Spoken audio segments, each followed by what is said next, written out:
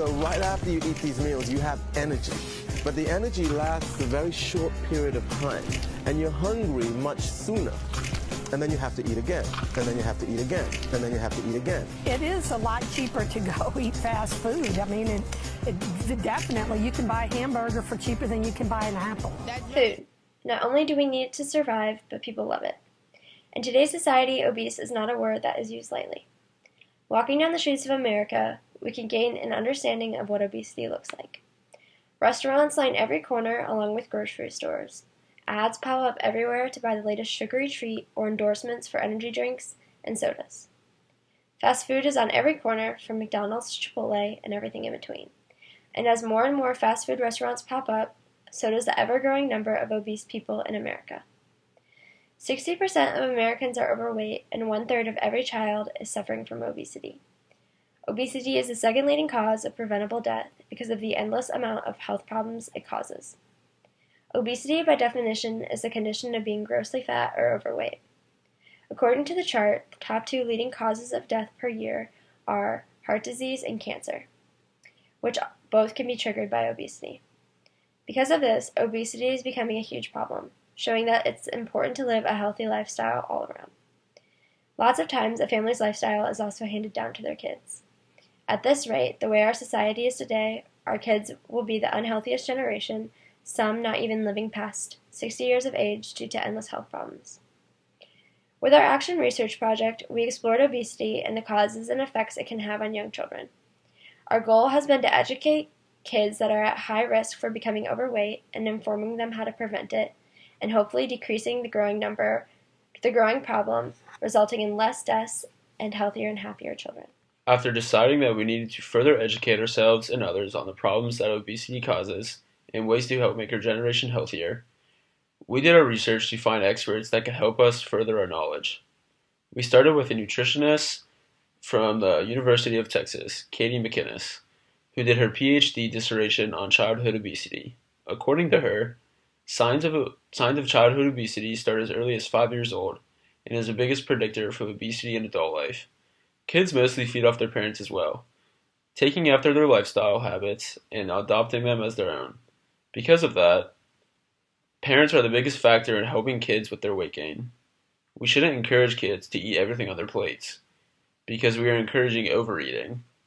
We shouldn't solely stick to fast foods and eating out for every meal, because that's what they will grow accustomed to. We should give our kids portional meals for their size, not giving them the same amount as us. We should be encouraging our kids to eat fruits and vegetables, and that fast food is a treat, not a lifestyle. The nutritionist thinks that fast food should be cut out completely, giving us no benefits in our diet or our health. But nutritionist Crystal Belsky says cutting these foods out completely can cause the opposite effect and make others binge. Everything is okay in moderation. There are no bad foods, so eat the cookies and have some pizza or ice cream. Just don't make it a daily thing. When we decided to teach kids about the risk of childhood obesity, we tried to teach them both sides of what we came to discover. To us, getting to the source of the problem would be the only way to show kids that it's important to take care of your health.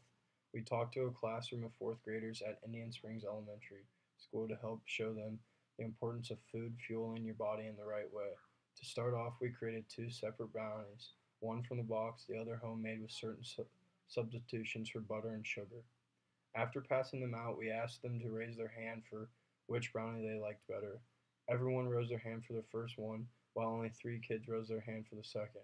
When asked why those 3 kids chose the second one, they said it tasted more real, like it was made like real chocolate and richer flavors. We explained to them the substitutions we made, like applesauce instead of butter, real cocoa and sweetener instead of sugar, and how that can affect the taste. But since they're homemade, that was how real brownies were supposed to taste. The contrast between the two showed how companies and store-bought food has changed taste over time because of preservatives that fill these foods. If every food that was processed at the grocery store was taken off the shelves, only 20% of the food would remain on the shelves. That means 80%, if not more, with eating out of people's diets isn't even pure good foods. We showed them too how different fast food companies can have different effects on the body. We showed the difference between McDonald's and Chipotle and showed the fat and sugar contents and popular foods at McDonald's and how many calories even good for food like Chipotle can add up. In a sense, every food can be bad when taken to the extreme. Nobody needs to eat 50 grams of fat in one hamburger or salad or 40 grams of sugar for one drink. Everything is okay with moderation. Even with the growing epidemic, people are becoming more aware of how much obesity is affecting today's society. After talking with multiple nutritionists on their intake about childhood obesity and ways it can really affect us, we decided the best way to see is to look at real-life examples. One of the most popular films that has exposed the fast food industry and the harmful effects of a bad diet is Super Size Me, written by Morgan Spurlock. Over the course of 30 days, every meal of his had to consist of McDonald's to actually get a better understanding of how it contributes to our health. After 30 days, the results were shocking. He had gained over 15 pounds and had the prerequisites of fatty liver disease. If he didn't stop, he would soon be killing himself. Quite similar was the film, That Sugar Film, where every day he had to eat the average amount of sugar Americans ate per day, which averaged to about 40 teaspoons. After 4 weeks, his mood drastically decreased, his overall health was plummeting to a new low, and he felt like an addict to something as simple as sugar. It's films like these that show how people in real situations and how it can happen to anyone, no matter how healthy they think they are. Because of this, other people have started taking action. Jamie Oliver started his own TV show just to focus on getting kids healthier, opening restaurants and starting good examples for students and families. Even fast food companies are realizing that it's no longer a selling point to have fatty and sugary foods, and are adding in healthier alternatives. Our goal was a lot similar to these. We wanted to explain to kids that their health starts as early as now, and you only get one body to live a healthy lifestyle. We help them to see the little alternatives that can be made, and can end up making drastic changes that affect their futures. Food is awesome. It fuels your body and lots of times is what people look forward to every day. But food is also dangerous if we let it be poison instead of fuel. What we eat right now carries over for the rest of your life. Make it count.